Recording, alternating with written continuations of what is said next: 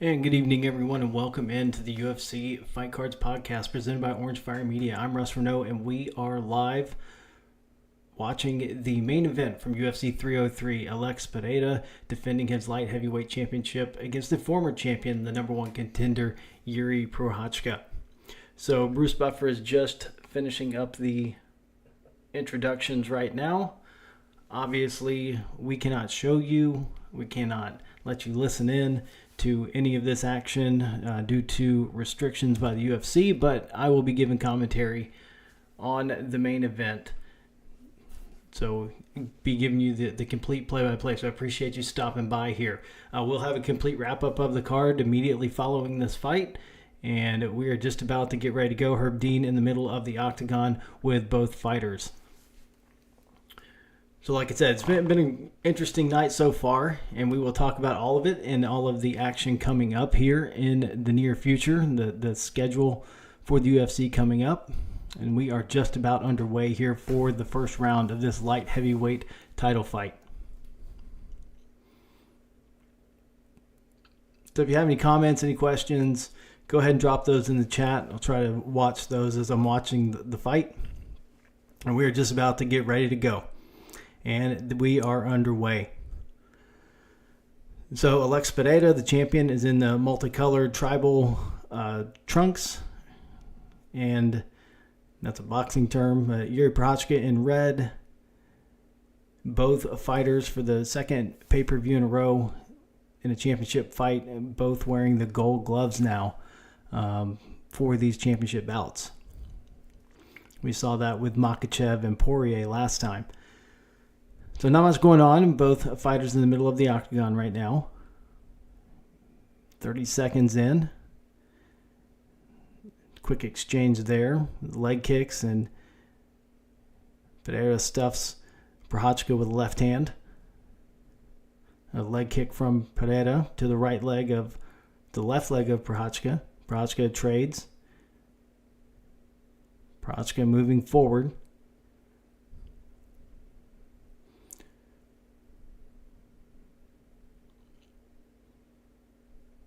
The front leg kick by Pereira. Just tapping gloves right now. Prochazka switches stances. A good left hand by Pereira. Remember last time these two met, Prochazka did some damage in the first round, and a lot of people said he won that first round, and likely did. Of course, it didn't matter because Pereira in the second round was able to knock Prochazka out. Many thought it was an early stoppage. Prochazka moves forward. Pereira counters with a nice right hand. And a leg kick to that left leg. The lead leg of Prochazka.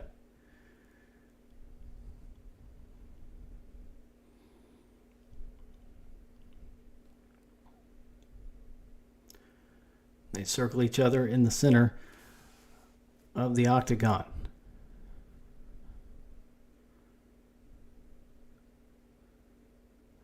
Another left jab by Pereira.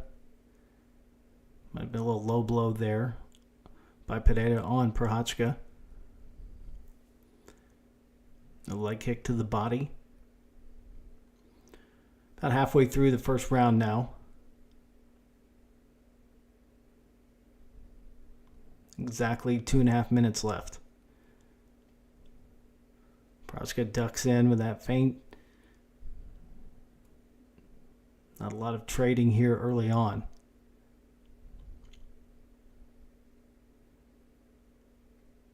Prochazka keeping an eye on that left hand of Pereira. Puts that right hand up to block that left hand. Prochazka with the left hand. Now they're trading back and forth a little bit more. Prochazka in the clinch. Trying to back Pereira up against the fence. And he is on it now. Finally got him there. Pereira with a knee up the middle.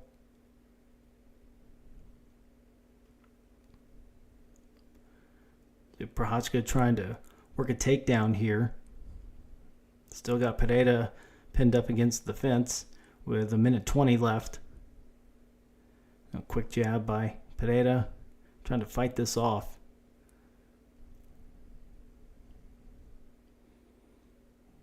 Prochazka trying to sweep the leg. A couple of shots in by Pereira just to try to get Prochazka off of him. Under a minute to go now.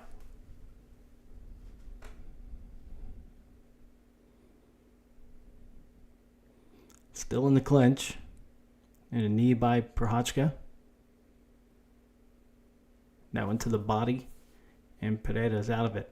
Now we're back to the center with 40 seconds left. Leg kick there by Pereira. Significant strikes, 19 of 24 for Pereira and 7 of 20 for Prochazka. Another left hand by Pereira.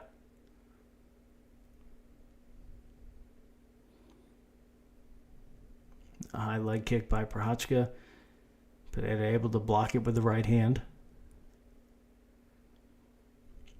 10 seconds left now.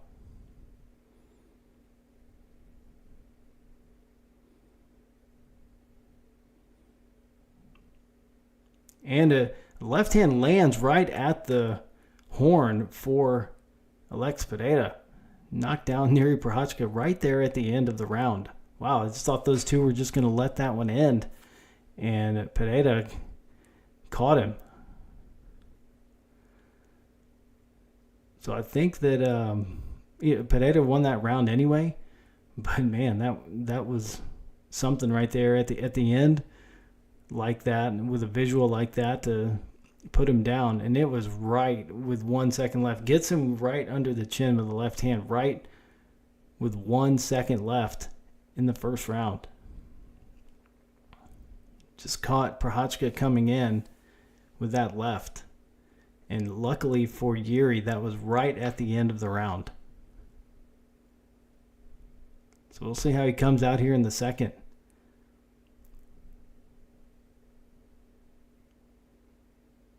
I think Yuri may have thought that was after the horn. I'm not sure. I can't hear it because I can't let you guys hear it, so I can't hear it either. So it'd be interesting to see. But I thought he got that shot in right at the... Oh, and a leg kick, and that knocked Prochazka down, and Pereira is on top of him, on his back, and the fight's over. Herb Dean puts a stop to it right at the beginning of the second round, so we knew how Yuri had come out with a little wobbled at the end of the first, and we are done. That quickly into the second. Yuri's still having trouble. He's trying to stand up. Herb Dean's holding him up.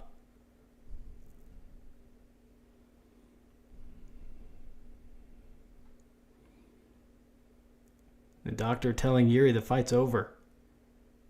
Keeps telling him over and over again the fight's over. So let's stay right here. Obviously, we're going to talk about this for a little bit. But let's get all of the information. Let's see the replays here. Quick stop in the second round. No doubt about this one. I mean, just this leg kick lands. They haven't shown it again yet, but Pereira comes right out with a leg kick that takes Yuri down right at the beginning of the second round. This left leg kick right to the top of the head of Prochazka. They're showing it now. Jumps on top of him and just finishes it off with the punches, but just starts off with that leg kick. And I know if Yuri just hadn't gathered himself enough after that shot that he took after the end of the first and just wasn't able to block that kick, just late to it, takes him out.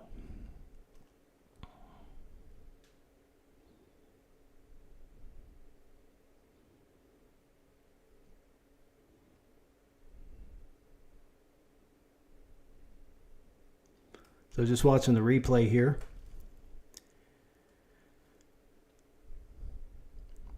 That left head kick to Prochazka ends it quickly in the second round.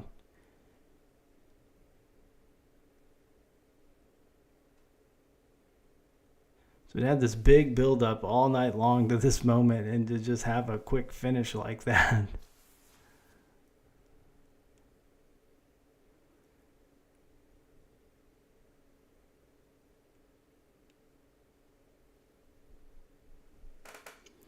Sorry that you have to watch me instead of having to watch the fight itself. I'm sorry if you couldn't watch it, but at least we're going to bring you these live main events. We're going to cover the main event live for you and give you this commentary. So Alex Pereira celebrating with his family now in the octagon. Yuri in his corner. I think Alex Pereira may have broken his foot when he kicked Yuri in the head.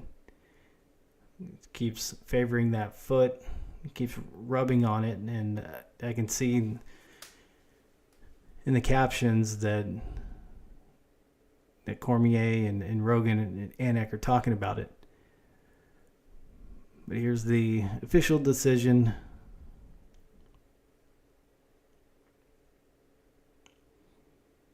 So we obviously know where this is going. But I just want to finish it off just so we get in as much as we can before we get to the rest of the show.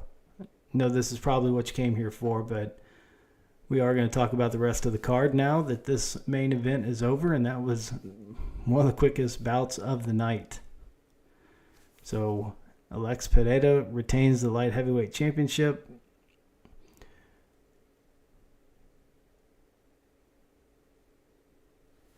So that's going to do it. That's not the end of our show. We're just getting started. So let's close that out. Let's get to a place where we can look at the stats for some of the other fights. So once again, thanks again for joining us here for that live main event coverage that did not take very long. Last time we went all 5 rounds, and this time we went a round plus.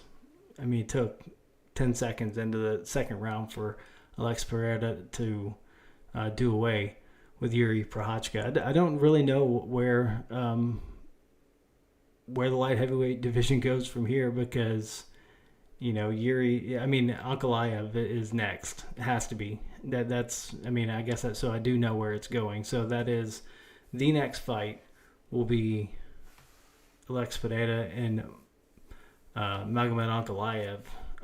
That's really all that's left for Alex Pereira to prove. So if he wants to move up to heavyweight after that fight, take on a Tom Aspinall, who, that could be for an undisputed title. If, the way I think things are going to go, I think John Jones and Stipe will fight at some point this year, but I don't think either one of them fight again after that fight. I think John Jones wins that fight and kind of strings Tom Aspinall along, and UFC just kind of gets tired of it at some point and declares, Tom the undisputed champion. So I think that Alex Pereira may be, his first title defense as undisputed champion. But Tom's got a big fight against Curtis Blades coming up, probably going to face Cyril Gane. I don't see Tom Aspinall waiting around for John Jones and Stipe. I mean, it'd be huge. It's what everybody wants to see. I'm not going to hold my breath for it, just like I didn't for McGregor and Chandler. I never got my hopes up for that fight, that it was actually going to happen. And so we end up with this one tonight. It's kind of disappointing that it wasn't a better fight. But, Alex Pereira, his star is just on the rise. And, we'll see what happens next. Obviously, we think we know what's going to happen next, as he should be taking on Ankalaev down the road here. Didn't, take too much damage in this fight, so should be able to turn around pretty quick, as he likes to do. So hats off to Alex Pereira. We kind of called that one because we are undefeated or the opposite of whatever that is. Whoever I am going for in the main event never wins of a pay-per-view. I can win some co-mains. I can get you the rest of the card. But main event, whoever I'm going for, just pick the opposite way. And I tell you that every week, pick the opposite way. And it has worked out every single time. I told you Pereira, told you Makhachev. And We've been good. We've been on a roll going with that. So we'll look at the main events coming up. That's only on the pay-per-views. I can do pretty well on some of the fight nights, but that just happens on pay-per-views that I just have terrible luck. So we showed you some of the rookie cards that we have left from 2023 because the Lex Pereira, we do have a couple of those left. We have a Silver Prism and then just regular base, but just wanted to show off that rookie class. Some of the bigger fighters from that with the Lex fighting tonight. Obviously, we've got a couple of Bo Nichols left. Raul Rosas Jr. is in that class. Aaron Blanchfield, Jack Della Maddalena, Tabitha Ricci. So 2023, that was a good year for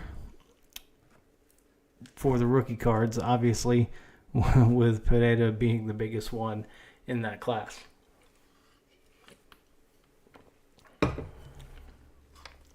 So now let's take a look ahead at what's coming up next for the UFC. And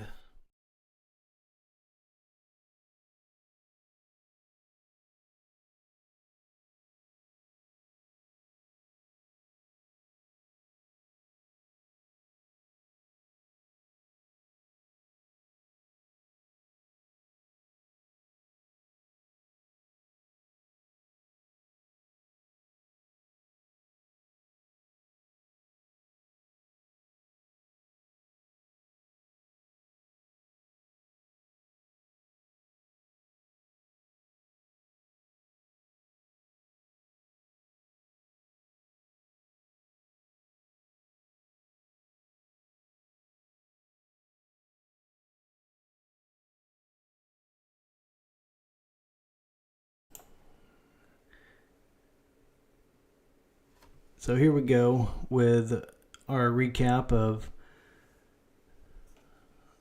the fight night next weekend, in 2 weeks. So obviously we had a change this week as Macy Barber dropped out of the main event for UFC Fight Night July 13th in Denver. But you know what? It's totally got ahead of myself. I am sorry. Let's go back, because I have not talked about the rest of the fights yet. So sorry about that. Got into talking about that main event and I just lost track of the rest of the card. So we'll save that for just a minute. So let's look at what happened on the rest of this card. So really weird stuff happened at the top of this card with Diego Lopez.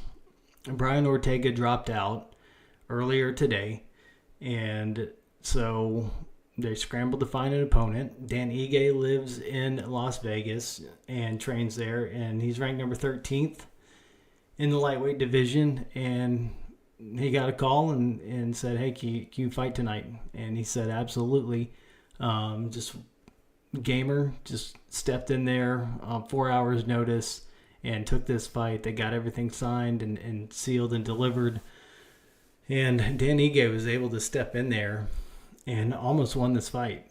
So Diego Lopez looked great in the first round. I think he almost had Ige out in the first round. Look good in the second as well. Won those 2 rounds, and fortunately for him, he did, because about halfway through the third round, Diego Lopez gassed out, and Dan Ige started teeing off on him. So Lopez, feeling that, kind of grabbed onto Ige, it took him down and held on for dear life, and was able to come out with that decision. So, hats off to Dan Ige for saving that co-main event. Really would have liked to see Brian Ortega there, just because he's so highly ranked, and just to see Diego Lopez fight somebody that much higher ranked than him, other than the guy right in front of him, Dan Ige. But what a great fight for those two, and hats off to them for kind of saving that, because this card was held together by some not even duct tape, like masking tape. So it was where we started and where we ended up, it was okay. It was okay. I wouldn't say it was anything great, because we lost some big fights on here, and just the ones that they were replaced with. Pereira and Prochazka, name-wise, it's big, and there was a title on the line, whereas if you had McGregor and Chandler, there was not. So that was, at the top, it was bigger, to me anyway. But seeing Diego Lopez, I was really excited to see him fight somebody higher ranked than him, so that replacement didn't do anything for me. Then the Anthony Smith, Roman Dolidze, we'll talk about that one in a second. That one didn't do as much for me either. But the Ian Machado Gary, Michael Page did. So let's get to talking about those. Roman Dolidze, the number 10 ranked middleweight, jumps up to fight the number 10 ranked light heavyweight, comes away with a unanimous decision. Dolidze looked pretty solid. Not the greatest fight.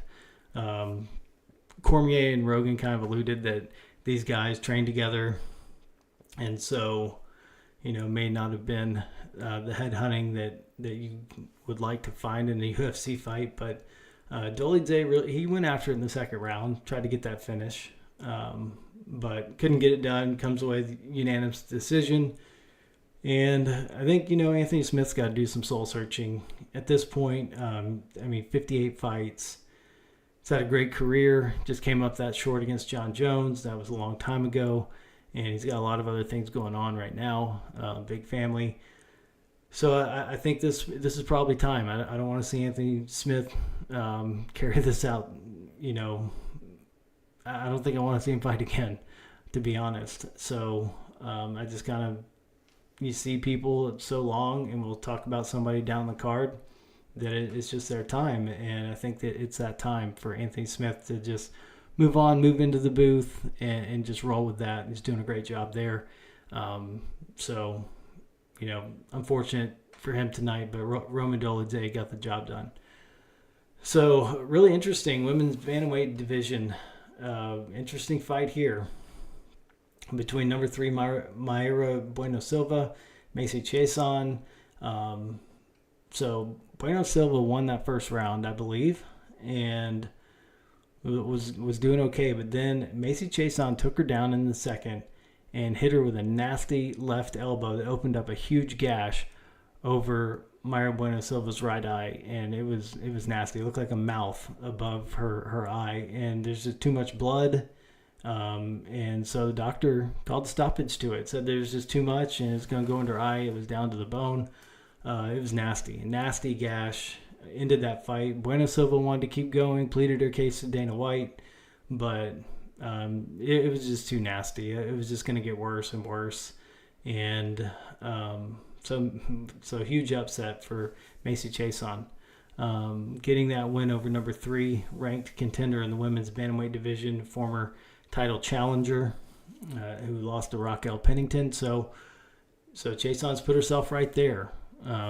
Raquel Pennington, Juliana Pena can get something ironed out here soon, then maybe Macy Chiasson gets the winner of that fight.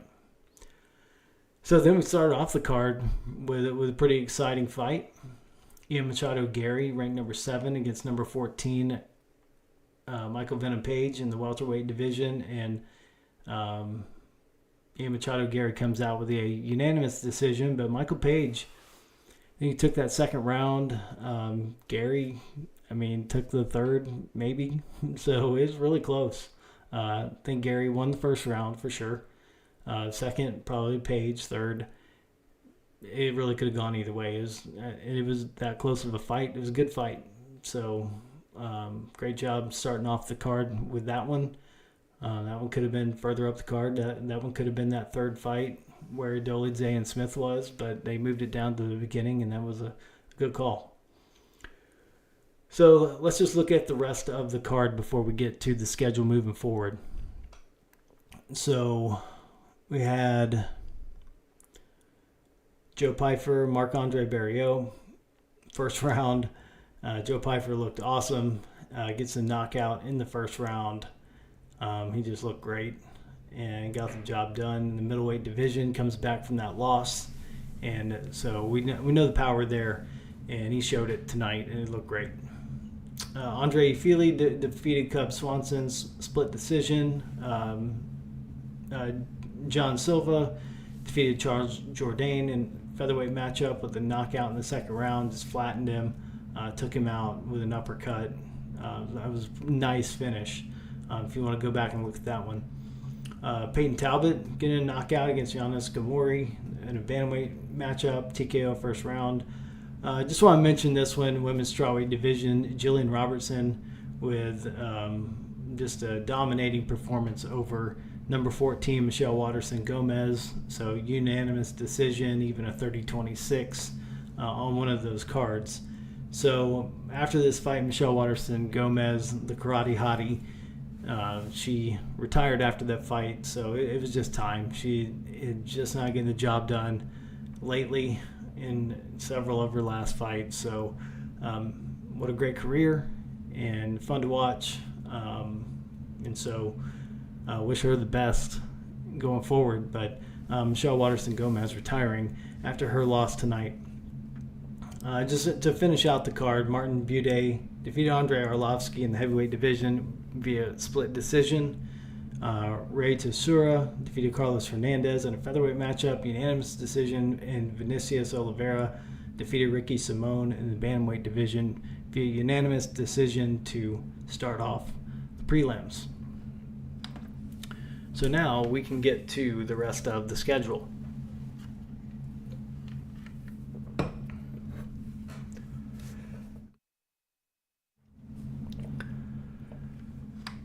All right, so let's get the schedule back up here.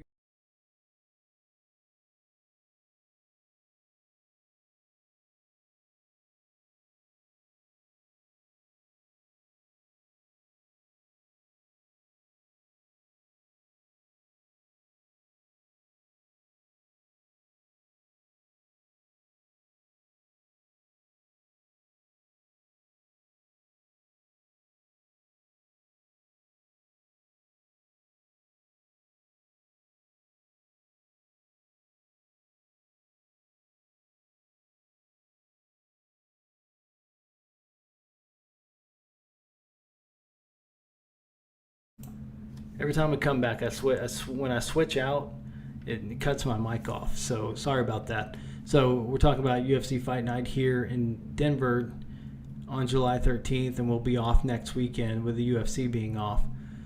So Rose Namajunas ranked number 6 in the flyweight division against number 11 Tracy Cortez, and Macy Barber had to drop out of this fight. I was reading the reasons for that this week, and Macy she had been in the hospital for 9 days a couple of months ago, and just a combination of the antibiotics and IVs did not agree with her body, and she was not ready for this fight.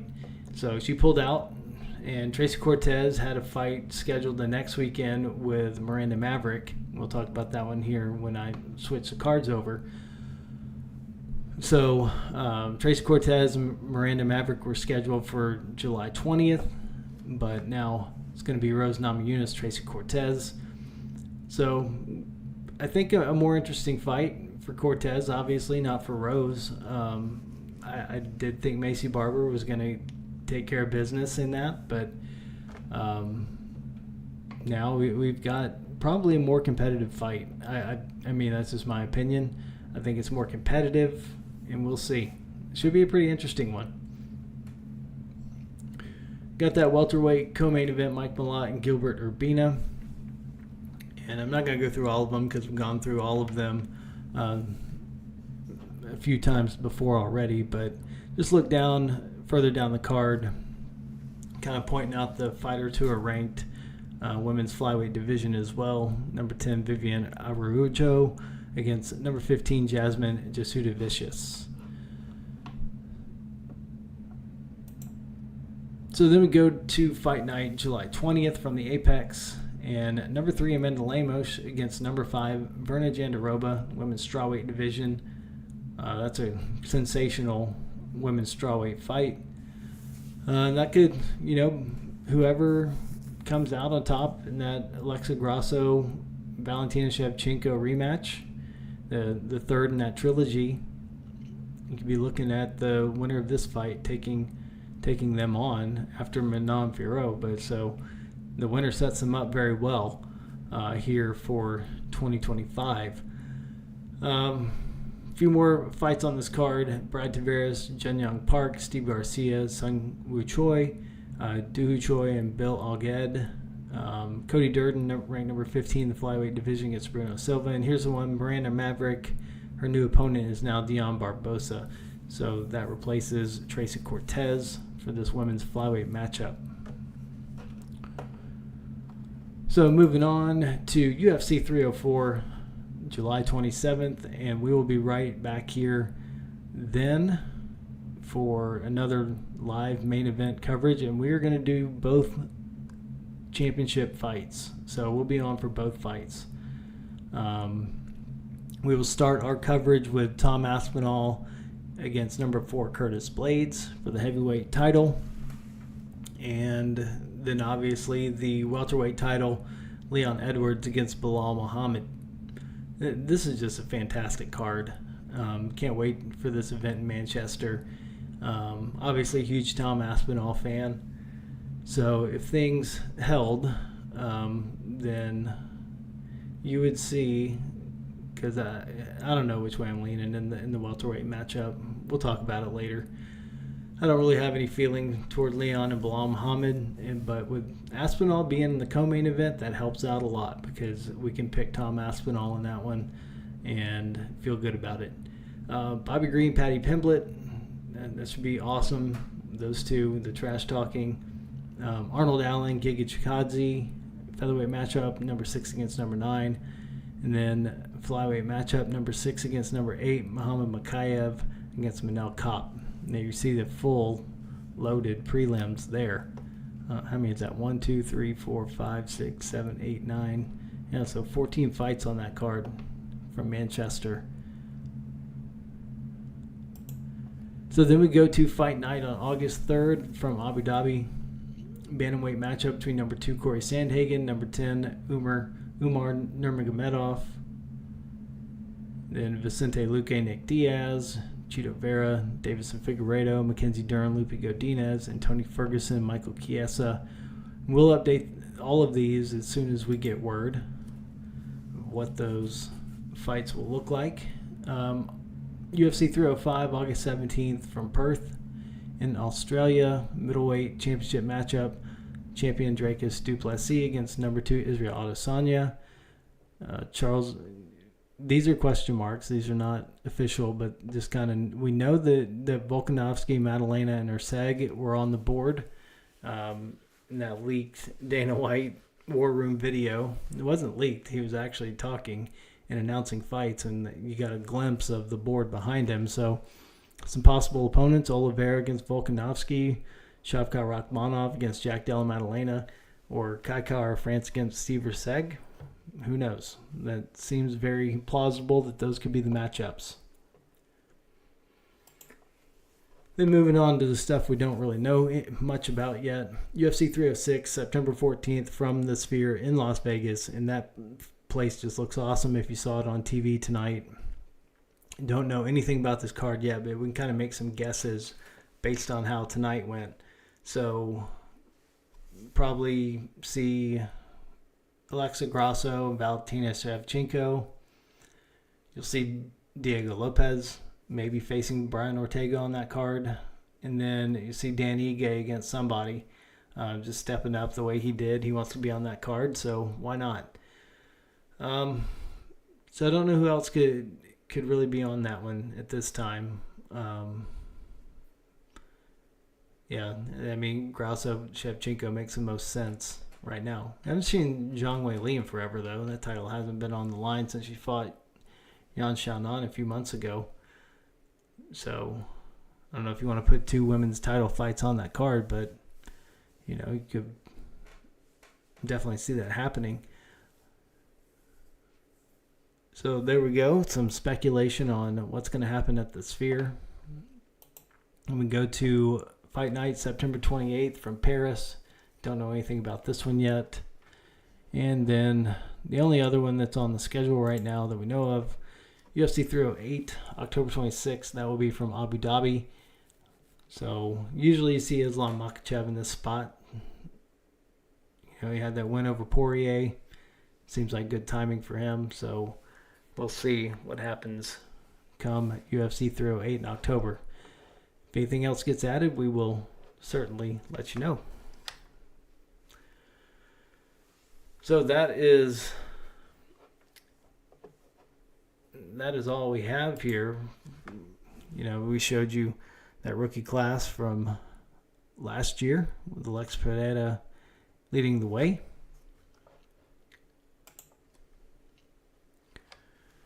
So, like I said, next week we'll be off. And so I hope everybody enjoys the 4th of July. I hope you have a nice long weekend. And then we'll be back here on July 13th for that fight night from Denver. And we'll do that after the fights. We go back to doing that just after the fights like we usually do. We do like to come in here for the main events of the pay-per-views and definitely provide that coverage for you. If you're unable to watch it live, we're your place for that. So if you like the show, obviously hit that thumbs up and subscribe to the show.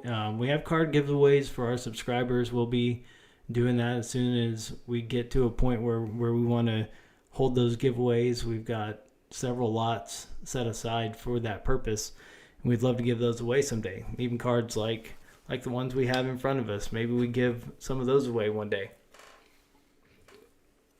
So we'd love to get those in your hands, and you can check out our store on eBay. It's called eBay Lots of Lots. So you can go there and check it out. But once again, thanks for joining us here late again after another UFC pay-per-view. I'm Russ Renault, and this is the UFC Fight Cards podcast presented by Orange Fire Media. You can always check us out here on YouTube, and then we're available on all of the audio podcast platforms immediately following the show. I upload it, and they're available by the next day. So thanks a lot, everybody, and we will see you next time, on July 13th from Denver for the next UFC event. You've been watching the UFC Fight Cards podcast presented by Orange Fire Media. We'll see you later.